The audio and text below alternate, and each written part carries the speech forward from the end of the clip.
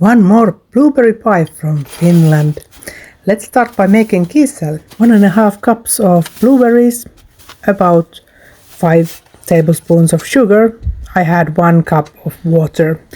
Let's boil them, mash them, and then add 1/3 of a cup of cornstarch with 1/4 cup of water, and then let's mix it. Let it thicken and boil for a couple of minutes and then to the fridge to cool. I have divided normal pulla dough to 3 pieces and I will be rolling one of these, so 1/3 of the dough, to a pie. This is a blueberry pie, very typical type of pie.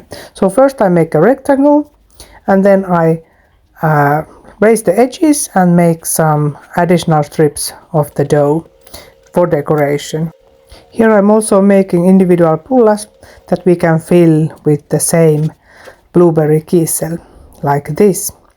If your glass tries to stick to the dough too much, just use a little bit more flour and you can create these small pullas quite easily. These decorations are just the final touch for the pie, and then to the oven it goes.